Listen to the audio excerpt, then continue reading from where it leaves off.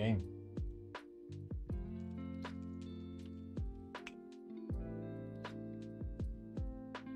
Okay, game.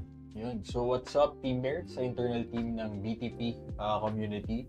So, good day, everyone. No? So, today is May 29, 2024, and it's around 5:14 p.m.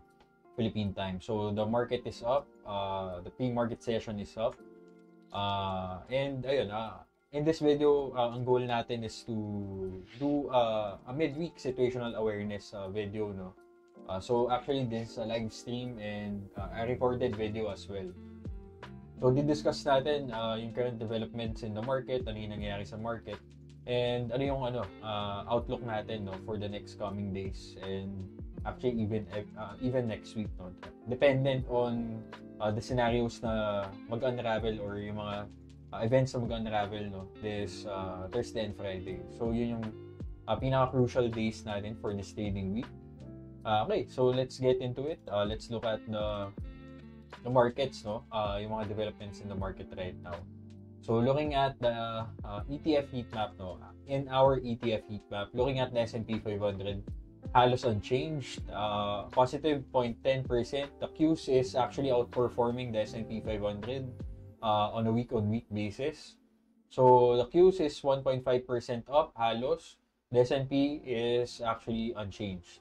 So, we can see that the tech names is actually leading right now and even outperforming the broader market, no? So, we are experiencing a concentrated rally in the tech sector. Kita naman, XLE is down, negative 1.9%, XLF 2%, XLV 2.45%, XLI, Industrials, is down halos 2% as well. So, all over the board, halos lahat ng S&P 500, S&P ETFs natin, sector ETFs natin is down, except XLK. So, we can see that XLK is up ng around 1.22%, and our XLY is halos down ng negative 1.90%. So, XLY is the consumer discretionary sector. So, all over the board, even consumer staples is down 1.77%. And ayun, looking at it, the semiconductor sector is the semiconductor industry, the market group, the theme ng semiconductor is actually leading dahil na rin sa Nvidia, diba? Nvidia 2x long is up ng 46% halos, diba? So in just a week, halos 23% yung gain ng Nvidia times 2 tong ETF na yan, yung leverage ETF na yan. So we can see that Nvidia is doing the heavy lifting, no? Okay, so let's proceed with our fixed income. Looking at fixed income, down yung fixed income ETFs natin ng halos 1%. That signals us that yields are rising, most likely, and we are experiencing a risk of signal in other sectors as well. No, yung mga interest rate or yield sensitive na mga sectors natin, and even segments like small caps, mid caps, etc., etc. So commodities, let's look at commodities, no? So commodities, down yung gold ng 3% halos this week. Silver is actually halos unchanged. So outperforming yung silver natin right now. US oil is up by 2.2% this trading week. So we are experiencing an up move in the in US oil, no, in WTI. So looking at Bitcoin ETFs, mga currency ETFs natin, we can see that IBIT is down, GBTC, BitX, halos lahat ng crypto-related names is down this week, as of this week. So pinaka-verdict natin based on the ETF heat map na nakita natin, we can assess that, or we can see that the tech sector is actually doing the heavy lifting. Kita naman, no, all US companies, ito yung block na to, yung laki ng box is based on the value traded, and yung performance is on a weekly basis. So Nvidia is leading right now, doing the heavy lifting. Dell, ARM, halos lahat ng semiconductor names is actually doing the heavy lifting. Mga hyperscalers natin na AI related, like Meta, Microsoft, Google, Meta lang yung gumagalaw. PanW, cybersecurity, is up by 2.27%. HubSpot is up by 4.14% this trading week. So in the crypto space, crypto broker Coinbase is up by 5.62%. So PDD, Pinduoduo is up by 3.48%. Ano itong 87%? So Insmed. So most likely, an FDA approval or an earnings related up move, no, in this Insmed. So Eli Lilly is doing good actually this trading week. We can see that Eli Lilly is up by 1.94%. So something to look at din, yung mga names na yan. So Eli Lilly, AMAT, GE, Aerospace is up by 6.72%. So actually, let's proceed na in our index watch. Let's look at the index. So S&P 500, simplihan lang natin. Prices above MA10, above MA20, and MA50. And actually, in alignment, no? Bullish alignment yung apat na to. So 10 is above 20, 20 is above 50, and 50 is above 100. Where all key moving average is uptrending. So this is actually giving us a signal na bulls are actually in control right now. But looking at the Thursday candle last week, medyo alarming to, yung Nvidia earnings candle. But thankfully, wala naman tayo na-experience na follow-through sell-off to the downside. And it's doing an inside bar structure again. No? So, ito na yung current inside bar niya. And actually, doing good yung current, yung previous candle natin, yung candle natin yesterday. So it closed above 50%, but right now we are opening lower by around 0.5%. So S&P 500 looks weak right now this pre-market session. I don't know why, but most likely due to higher yields and increasing US oil prices. So isa yun sa mga key contributors most likely, no, in the gap down right now. So US oil, let's talk about US oil. So it created this parang bull trap. So broke below MA100, this red line. So break below MA100, break below this consolidation structure, but sharply recovered. Even breaking above this structure resistance, no? Itong $80 mark na yan. So right now, US oil is recovering. So that is bad for inflation.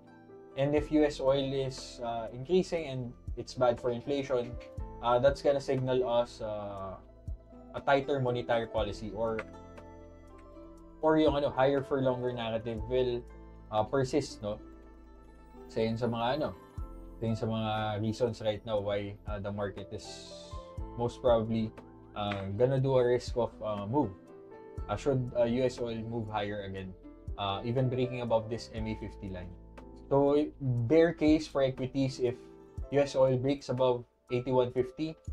Bull case for equities if it resists, if nag-resist siya or mag-resist siya at MA50 and move lower again, pababa ng 75.50.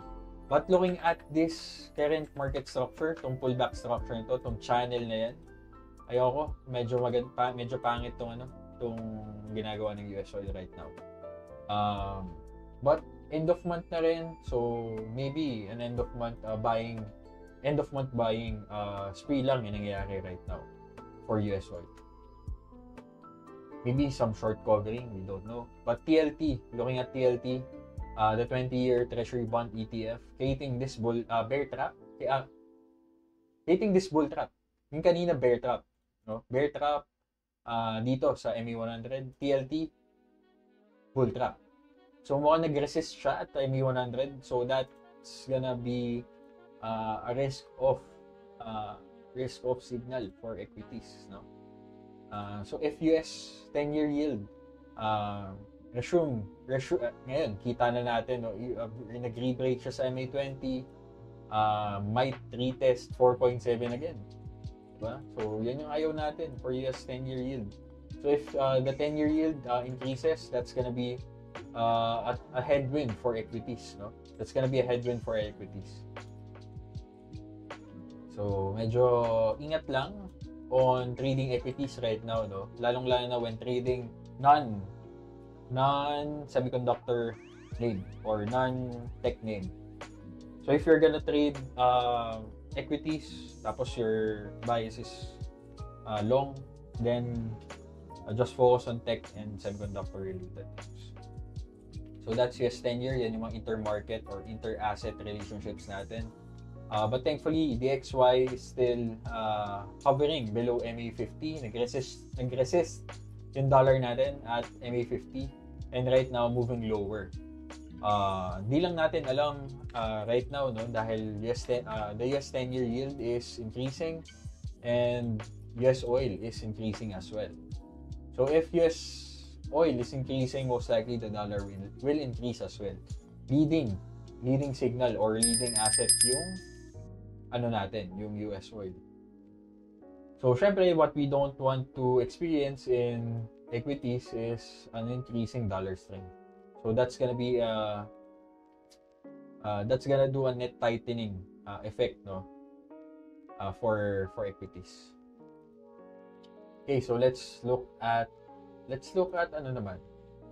other macro related before we resume back to our indices, no? Para maintindihan din natin ano yung nangyayari sa indices natin.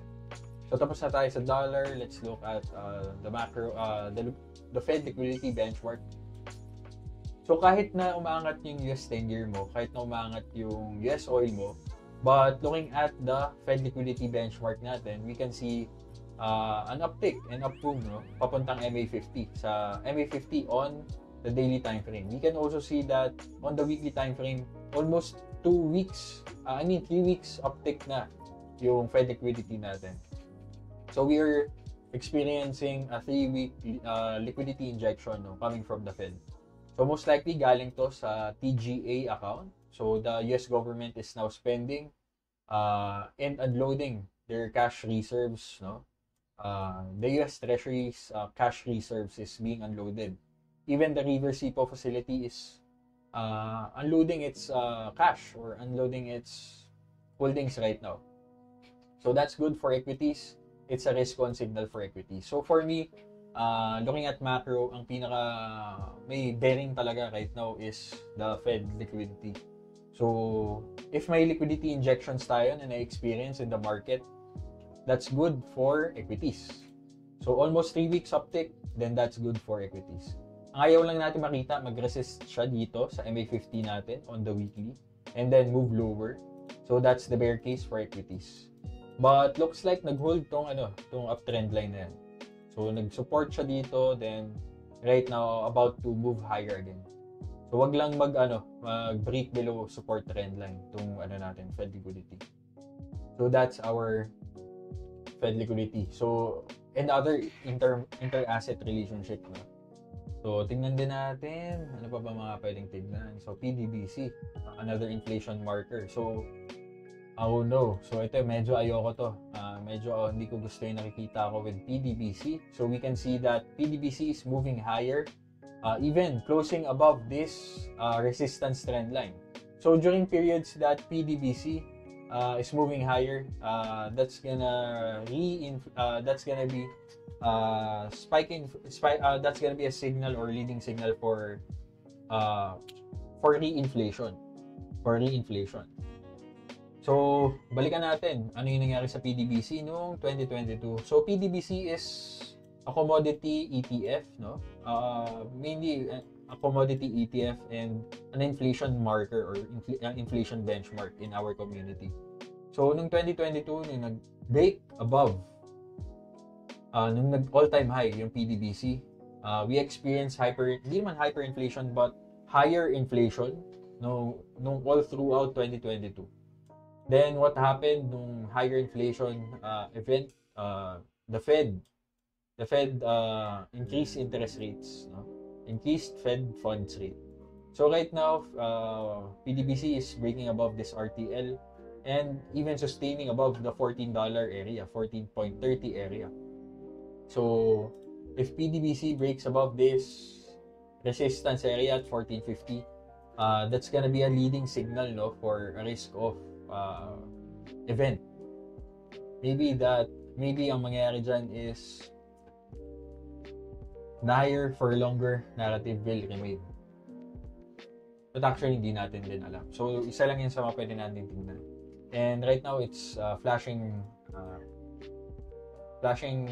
warning signals, PDBC natin. So, let's look at gold. Silver. Looking at silver, doing good. Okay, so another speculative precious metals. Actually, industrial metal as well. So, pwedeng one of the main reasons bakit umangat yung silver is an increase in demand in silver or industrial silver. So, gold created this bull trap and right now breaking below MA20 again. So, medyo bearish tong structure na nakikita ko with the gold. So, copper as well, nag-retrace back to MA20, another signal for reinflation tong copper. If umangat yung copper, that signals an increase in demand, in this industrial metal, which is copper. So, okay, so tapos na tayo dito sa mga asset watch natin. So, let's go back to the Qs. Let's go back to our main indices. So looking at the Qs doing good. Unlike the S&P 500 creating that inside bar structure, the Qs is steadily increasing. Steadily increasing in momentum. No? Although it's creating an inside bar again, creating this inside bar with the Nvidia earnings candle, just like the S&P 500. So right now, based on this structure, this V-shaped rally, this V-shaped market recovery, the next target is at 471, which is the 1618 target of this market swing, of this trading range. Okay, so expecting some profit taking at 470. So the Qs, ang nagbubuhat talaga dyan is Nvidia, mga tech-related names. No? So, Qs. Looking at the equal-weighted Qs, so versus the Qs, medyo may underperformance tayo na experience na sa broader index natin. No? So, this is the equal-weighted index. So, unlike the Qs na mas, market cap-weighted. So, right now, the equal-weighted Qs is underperforming versus the Qs. So, right now, based on that information, just focus on large caps and mega caps, no? Large caps and mega caps. Kitang-kita din yung ratio natin with equal weighted Qs and the Qs 5.2. So a big ratio between the performance of the equal weighted Qs with the Qs. And kita naman na strong uptrend, no? Yung nakikita nating trend. So just focus on the mega caps and large caps. So looking at mid caps, so mid caps and the small caps is actually the most interest rate sensitive segment, no? Or most interest rate sensitive na index. So right now, MA50 yung nag-serve as support with MDY for our mid caps. If hindi mag-hold yan, most likely the next support level is in this gap area. So may gap tayong nakikita at 530 and tutumbukin niya yung MA100, itong red line natin. So that's that's the high probability support level for MDY. Looks like ang gagawin ng MDY is an inverse head and shoulder. So in which ito yung left shoulder mo, this is your head, this bear trap, and most possibly will create another shoulder. No? The right shoulder will be established at 530. So that's one possibility. Hindi natin sure, but that's a possibility. But it can move higher if bumalik yung narrative bumalik yung rate cut narrative. But hindi natin sure. Hindi natin talaga sure. No? Okay, so that's MDY. Looking at IWM. So looking at IWM also with MDY, supporting at MA50, itong blue line natin. So, if hindi mag-support yung MA50, obviously, at this gap area din, yung magiging support area natin. So, itong gap along with the MA100 line. So, if IWM and MDY test, or itest niya yung MA100, then that's the time na maghanap ng buy on dip opportunity in mid caps and small caps.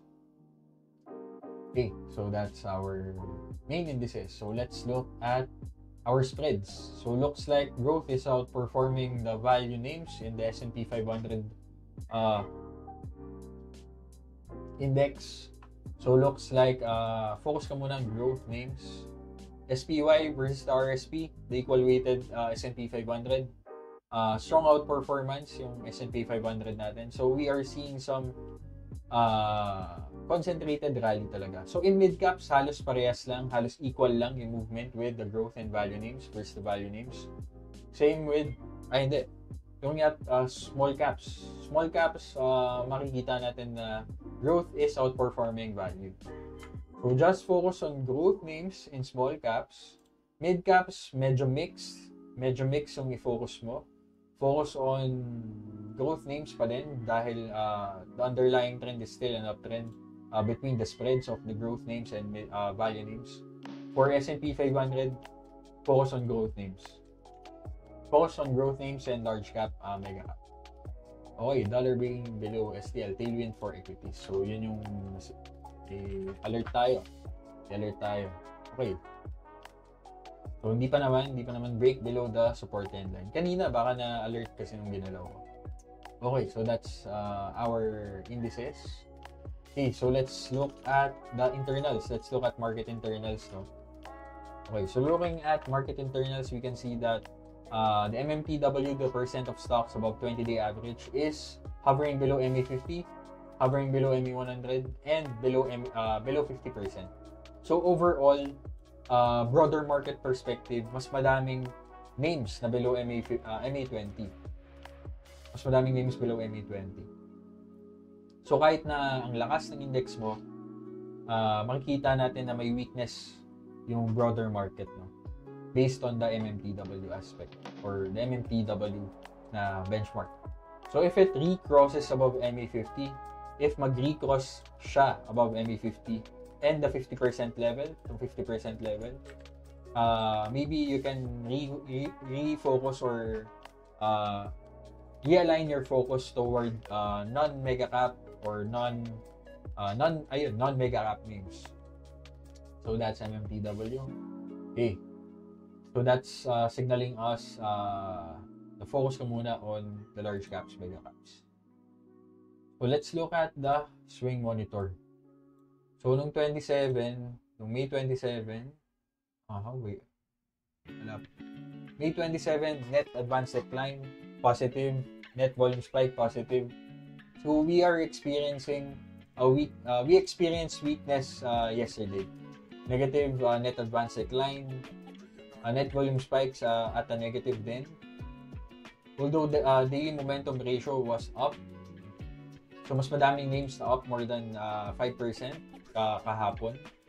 So 20-day new high-low data, mas madaming names breaking below their 20-day structures. 52-week high, 52-week low data, we can see that may resume in momentum. May resumption of momentum, no, on the 52-week data. So more names are breaking above their 52-week high versus names breaking below their 52-week low. So 50-day new high, new low data, hindi na natin masyado titignan yan. So basically, it's signaling us na there is weakness on a broader market perspective. So mas madaming names below the 20-day SMA line, mas madaming names breaking below 50-day lows. Okay, so tapos na tayo dyan sa market swing monitor natin. So overall, focus on mega caps, focus on large caps as well, and growth related names. So yun naman yung bottom line based on what we are seeing. So in terms of market groups, sige, sectors muna. Looking at sectors, tech is leading, communications is leading, so that's a sign of recovery in the tech sector and communication sector. So focus on names na nandito. So Microsoft, Apple, Nvidia, mga Mag 7 names. Utilities is also doing good pa rin.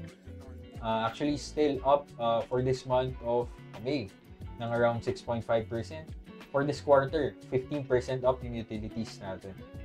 So lakas ng performance ng utilities for this quarter. Okay. So that's our sectors. Looking at market groups, we can see that semiconductors leading, gold miners, nuclear names, no, like CCJ, NXE, UEC. Maybe we can look for setups dito, no. Medyo na neglect ko na tong tong sector na to. But may potential. May potential talaga tong sector na to. So CCJ I think is at all-time high. Diba? At all-time high. Way above the 10-week MA. And right now, might re-break this high of 55 the 55 level. Might re-break the 55 level. So if you're gonna trade this, maybe look for lower time frame setups. UEC, may potential for wait na muna natin yung earnings, no? So may upcoming earnings siya, June 10. But looks like maganda rin yung market structure na ginagawa niya. So parang triangle. So maybe if maganda yung earnings na, can explode higher, then it's a possible post-earnings announcment gift play or power earnings gap play ng UEC. So lagay natin sa stock list natin. Actually, nandyan na. So yung other names, hindi na natin titignan. But overall, uranium is one sector that I'm looking at right now. So metals and mining is doing good. Electric vehicle sector is doing good as well. The electric vehicle theme is doing good as well. Most likely dahil dun sa Nvidia, Qualcomm, Google movement. But Tesla overall is not doing good right now. So esport as well. May Nvidia component din kasi to. Aerospace and defense doing good. We can look at RTX, LMP, GE, and others. Clear ko lang to. Then let's look for possible setup. So RTX, tapos may earnings, creating this consolidation structure, doing good as well. At all-time high RTX. So lagay natin ulit siya in our stock list. So nandyan na siya. LMT, PAS, GE, Aerospace. May potential to. May potential din to. At all-time high din yung GE Aerospace. So punta natin yung weekly time frame. So it is at all-time high, GE Aerospace. So if you want to expose your portfolio, no, sa mga defense names, focus on GE and RTX. So nasa stock list ko na ba siya? Yes, okay. So nandyan pa rin siya. NOC, NOC, PAS, BA, PAS as well, GD, General Dynamics, kakatapos na ng earnings. Nag-rally niya, tapos na. Okay, so most likely, the plays are gonna be focused on the GE and RTX names. So, Axon dati, meron tayo nito. Kala natin mag-all-time high, but ayun, broke below the MA50 and right now, breaking below MA100. So, BAH, pass. So, that's Aerospace. IPO. So, IPO names are doing good as well. Most likely due to Coinbase, Hood, ARM, and other names. So, KWeb, mga China equities and China names is doing good as well. So, top 15, mga tech-related, semiconductor-related, gold, uranium, metals and mining, aerospace and defense. Yan yung mga focus right now. Focus na market teams right now. Almost 28 minutes in na tayo. So, that's our midweek situational awareness. No? So, right now, I have ARM. I have Elf Beauty. Mga post-earnings announcement gift plays. No? Ito, power earnings gap play ito. So, itong Elf Beauty. So, nag-gap up siya. Maganda earnings na. I have IT3. IT3 is a PED play. Post-earnings announcement gift play. So, after earnings, nag-gap up siya. Nag-create ng momentum. Nag-consolidate. Right now, I'm playing I'm doing a swing play na papuntang $118 area. So that's it. I still have Microsoft, an all-time high bet for a hyperscaler name, AI hyperscaler name. So So right now, opening lower lang yung Microsoft. So I still have Nvidia. Although moving lower yung Nvidia right now. But lakas nung ginalaw niya yesterday, no? So 1.61 relative volume. Maybe this move is driven by the split, most likely. So I have ARM, so a PED play as well. After earnings, nag-rally, create ng consolidation. Right now, opening lower lang, no? But yesterday, did a good momentum move dito sa name na to. I also have SBM. So SBM is also a post-earnings announcement display. So double earnings beat siya. So EPS beat and revenue beat. Maganda yung momentum move niya noong May 24. I bought the breakout of the high yesterday. I have a tight stop at 3.95. If hindi mag-hold yung 3.95, then I'm out in this trade. But I'm betting on the strong move to the 4.6 area, $4.6 area. So basically a 2:1, 3:1 reward risk ratio trade.